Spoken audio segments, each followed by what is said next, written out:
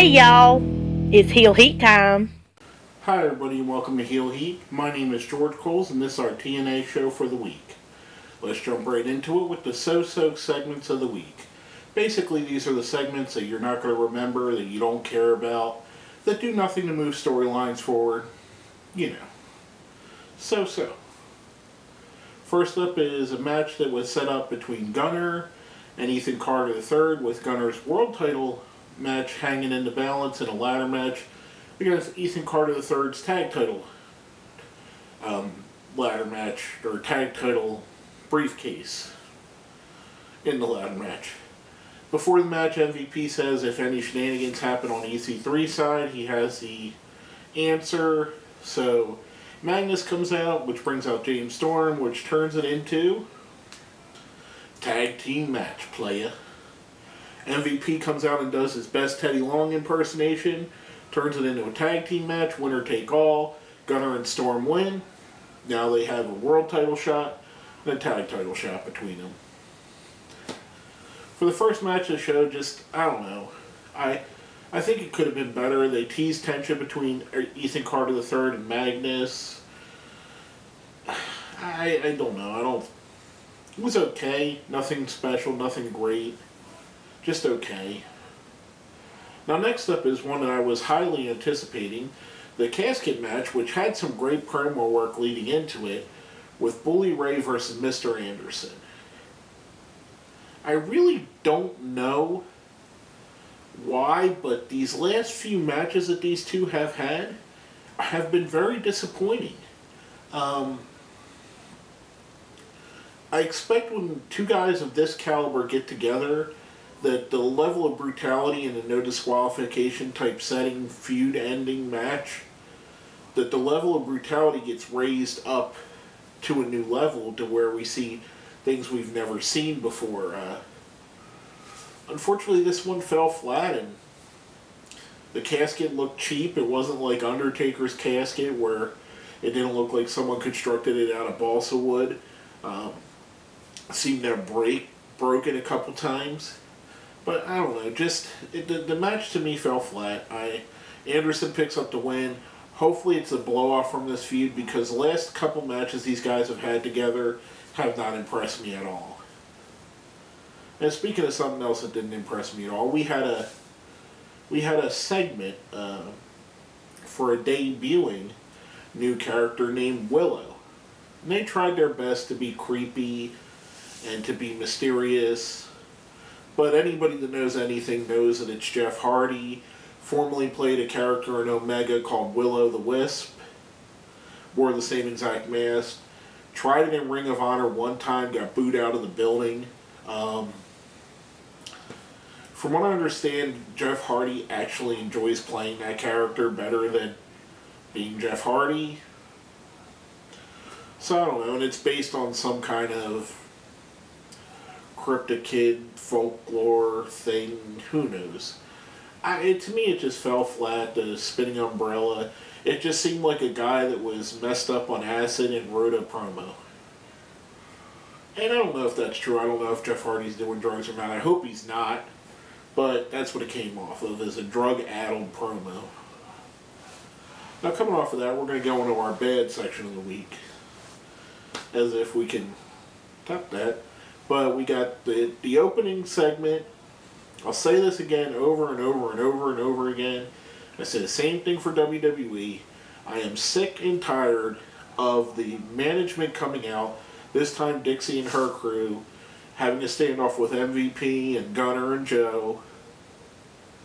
I am sick and tired of this opening on every professional or the two main professional wrestling shows in America. I'm tired of seeing it on Impact. I'm tired of seeing it on Monday Night Raw.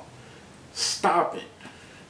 I personally can't believe that this is drawing viewers in. I really can't.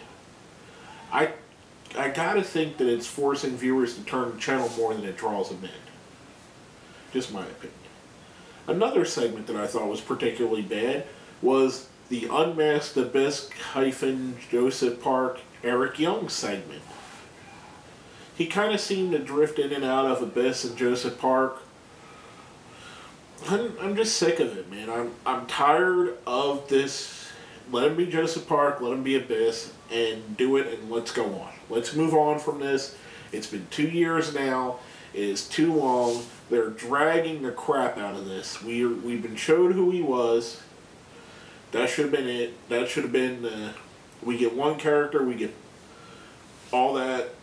Get rid of it. I'm tired of it. And the promo wasn't even that great. From two guys I expect more out of. Next up, we had our intergender match. Chris Sabin versus Velvet Sky.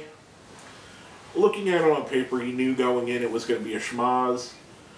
Velvet kicks him in the knee. He taunts her, so she kicks him in the crotch. He says, I was prepared for that, holds up a cup, which Taz had the line of the night saying, wow, that's an awfully small cup. He turns around, she crotches him with an uppercut, which leads to a new enforcer-type female coming in and attacking Velvet Sky. I don't know what her name in TNA is going to be because they didn't mention it, but she's a German wrestler named Alpha Female that's recently signed with them. Kind of looks like a Bull Nakano, but taller. Kind of if Chyna and Bull Nakano had a kid, that's what Alpha Female would look like, with a little bit of Luna Vachon mixed in. So, an intimidating presence, probably bigger than half of their male roster. Someone to see that going forward might be good. Problem is that she got debuted in the midst of a terrible segment with a terrible blow-off, with it just dumb. An insult our intelligence kind of thing. Now, another thing, and that I want to talk about, I'm lumping all of them together, all of their segments. The MVP and Dixie Carter backstage stuff. MVP is so much a better talker, so far out of Dixie Carter's league, that it is doing her a disservice to have these segments. MVP looks strong. She looks like a bumbling buffoon.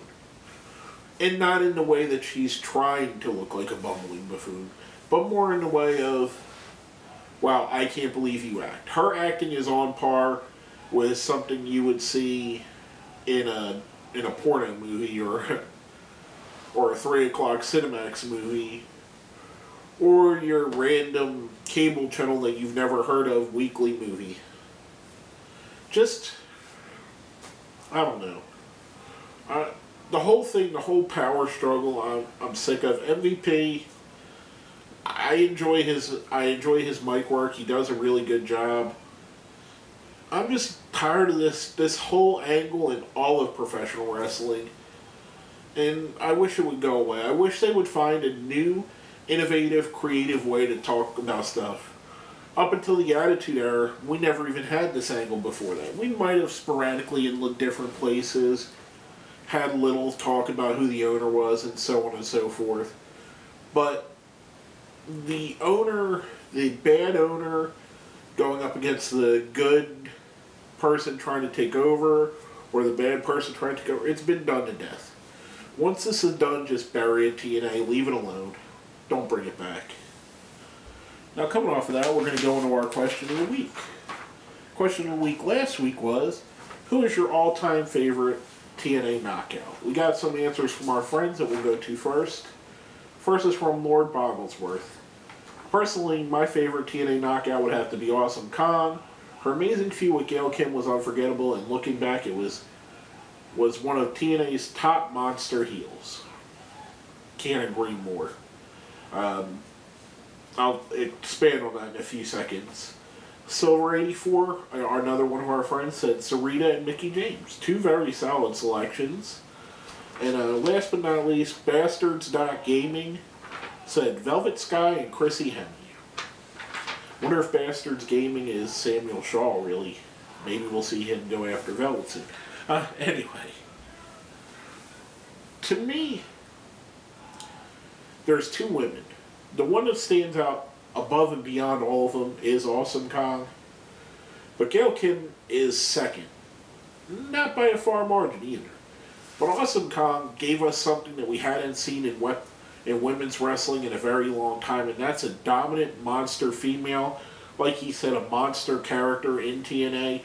I personally think she's one of the best wrestlers in TNA history, male or female, bar none. I think she had one of the best charismas. I think she was one of the bigger draws they've ever had.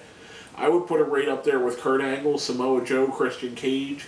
I mean, I would put her as one of the people that people tuned into TNA to see. But, just my opinion. And obviously, Lord Bogglesworth had that same similar opinion. We're going to go to our question of the week for this week. Now, we all know Magnus is a first-time world champion. Who else do you see on their roster that'll be a first-time world champion? Who will be the next first-time world champion? Let us know what you think. Hit us up on Facebook. Hit us up on Twitter. Put your comments down where? Down there. Right there in the little comment box. Hit like, share, do all that stuff too. Get our name out there. Get more people watching us. But we're going to go into our good segments of the night. The stuff I actually enjoyed.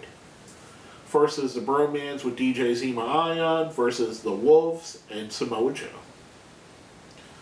I thought this was a great way to introduce Davey Richards and Eddie Edwards to the people of TNA that haven't seen them before. Kind of a showcase match. Also continuing the dominance of Samoa Joe that we've seen over the past few weeks. They seem to have picked up an easy win. A great six-man tag, like I said, introduces the Wolves to a new audience. Reinvigorates what they've been doing with Samoa Joe as of late. I thought it was great. I think it's probably the best thing on the show. It's the one thing that I look at that if in 2 months from now you say, what about this show, and you tell me the matches, I'm going to point it out and go, I enjoyed that. Now, last but not least, the only other good segment I thought in the show, Rockstar Spud versus MVP, set up by Rockstar Spud putting his foot in his mouth earlier in the night. Again, MVP's been out of the American spotlight for a few years. There are new wrestling fans that haven't seen MVP, don't know what he's about, may have heard the name before. This is a good way to reintroduce him. I thoroughly enjoy Spud's character. I think he's doing a fantastic job. And he played the wimpy heel so well against MVP. Let MVP show the world who he is, what he's about. I thought it was a great little match. I mean, it's not going to be your 5-star Dave Meltzer special. However, it is going to be a good match, an interesting match. Not every match has to be a 5-star match to be fun and interesting. I mean, some of the best matches in the world, some of my favorite matches are absolute crap fests as far as standings-wise, as far as star ratings. However, I enjoyed them. You enjoy different things for different reasons, and these two matches, those are the reasons. Now, coming off of that, we're going to go right into our ratings for the week. If you've seen our show before, or if you haven't, we have a 1 to 5 scale. We have a number 1 is the worst, 5 is the best. 1 is a Jesse Goddard, 2 is a Garrett Bischoff, 3 is a James Storm, 4 is a Christopher Daniels, 5 is a Robert Roode, Bobby Roode. I'm going to give the show a 2, a Garrett Bischoff. A lot of so-so and bad in the show, not enough good for it to be anything more than that. And like I said last week, this is the problem with TNA. They're not very consistent. Last week's show was a lot better. So they need to get on a consistent pace, stop being a roller coaster. Give us good show, bad show, bad show, bad show, good show, good show, good show, bad show. Give us more of a couple weeks in a row good show, or months in a row of good, maybe one stinker in there. Let us get invested. The fact that it is right now, they need new eyes watching this. They need more people watching than are. And they need to draw them in with a great show and keep them interested with good shows following that.